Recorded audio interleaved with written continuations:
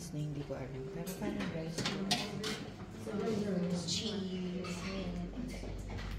salad, and this mga kineme. sauces. Mga kineme. And salads. And bread.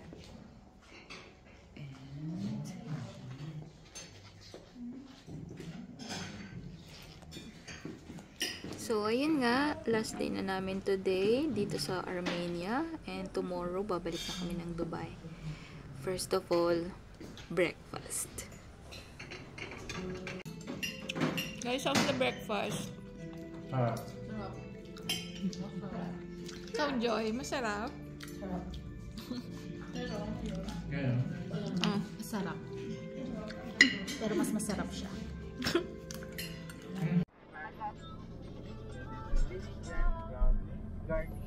Gerard, seven anak. Seven anak. And then other seed.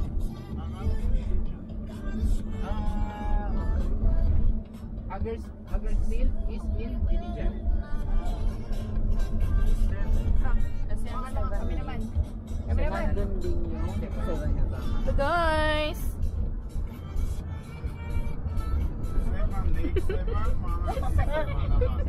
Lagi na nakatingin sa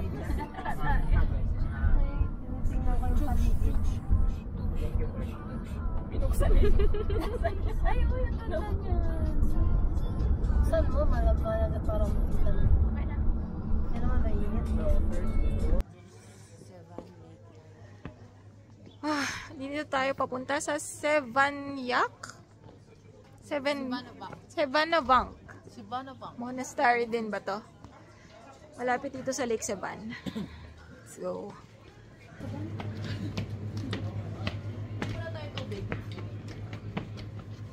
Ayo. Mamaya. Mataas yun.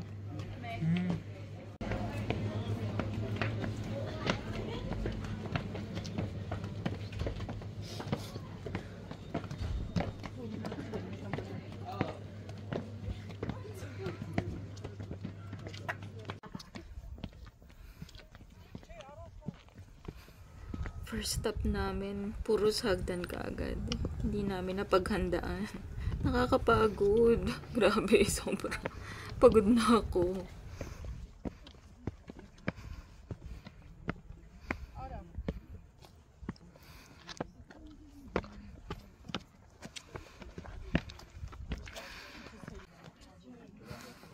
We are almost there. 10 hakbang na lang.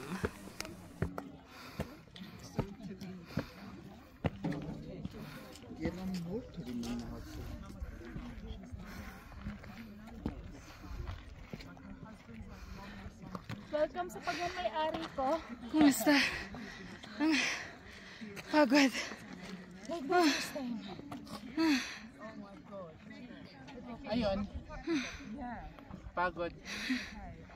But we made it. We did it. Tapos mabaan na daw ulit.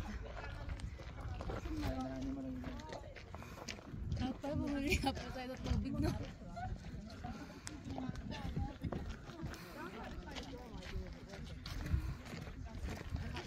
Welcome sa pagmamay-ari ko. Okay, pagkagawa nyo na, magkano ang ipe-pressure nyo?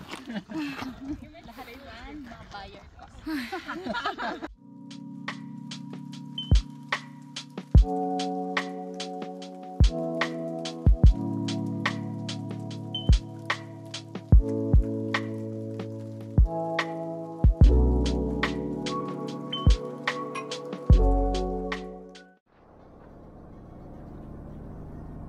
Papunta na kami sa Haghartsin Monastery. Sinadya talaga namin ito para dun sa mga autumn leaves. And kitang-kita nyo naman sa daan pa lang. Ang ganda-ganda na ng mga yellow and red leaves dito.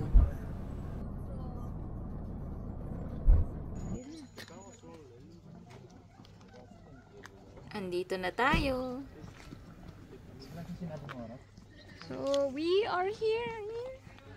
Haghartsin. Haghartsin. So, yung name ng monastery,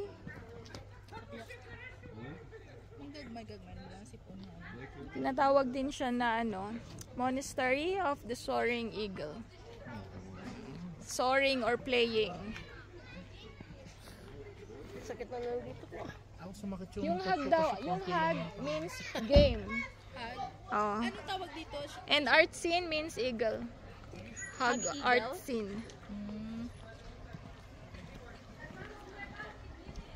Grabe oh. Ang picture na naging. Pagsakit ka ng maso.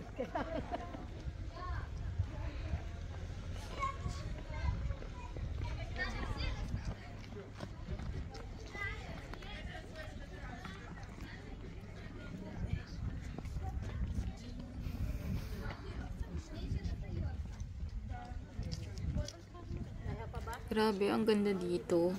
Feel na feel mo talaga yung autumn. Dito, picture. Ang ganda-ganda ng kulay ng mga dahon, no?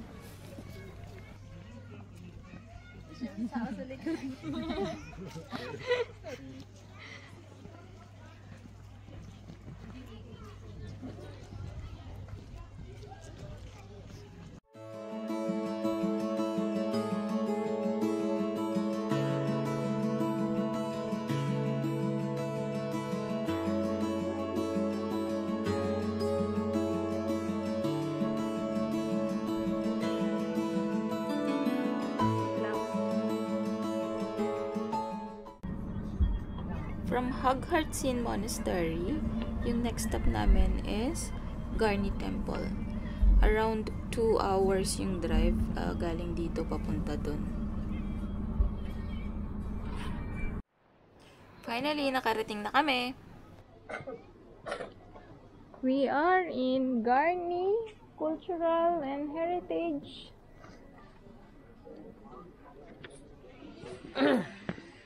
Garni Historical Cultural Museum Reservation. Hindi pala libre yung pagpunta dito sa Garni Temple. Meron ticket. Para sa mga foreigners, 1,000 Armenian drams.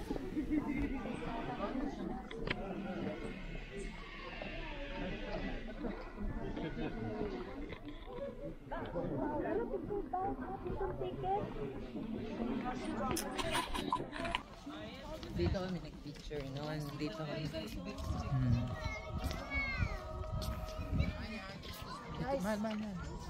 Guys.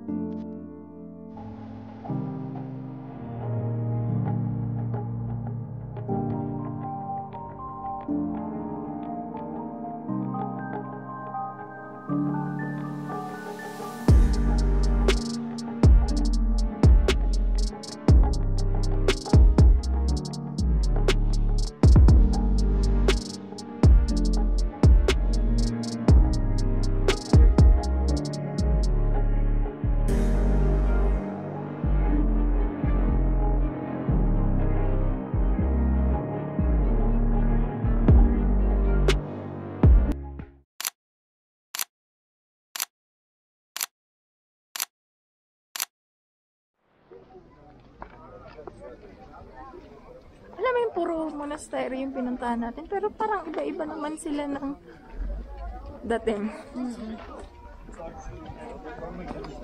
So, ito na nga yung last stop namin dito sa tour namin for today. We're here at Gerhard Monastery.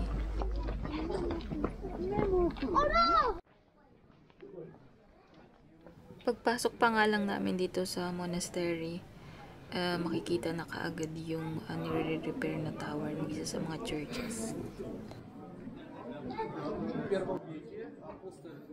So, itong Gerhard Monastery at Upper Azat Valley ay ikabilang sa mga UNESCO World Heritage Sites. Ibang-iba nga yung structure na ito compare dun sa mga nauna naming pinuntahan na monastery. Yung ibang part nito Naka-curve talaga dun sa mga stones dito sa gilid ng bundok.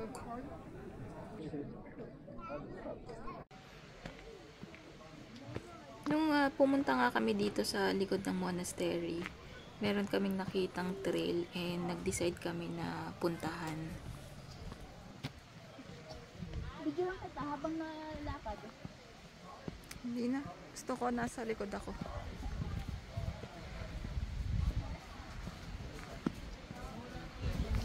Nag-ano kayo? Nag-buhol? Wala na yung iba. Mas marami yung dati. Feeling ko, wala na yung pagkakas. Mga stones na, alam ko, parang wish yan eh. Oo, tama. Wishes. Tapos ano ka na yun.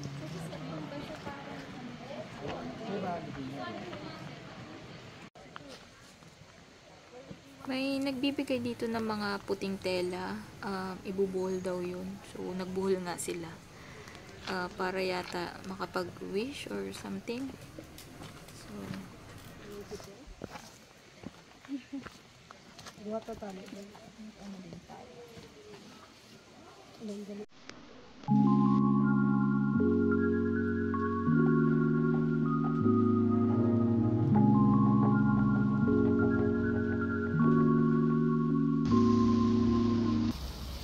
So, nakabalik na kami dito sa Yerevan and naisipan namin na bumili ng mga souvenirs.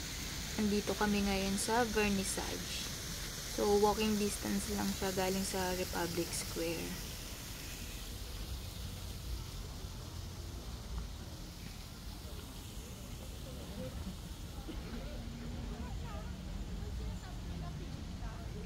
Meron sila ditong mga keychains, ref magnets, jewelries. Oh my God! Nagsasara na sila. Anyway, this ends our Armenia trip. See you on the next vlog.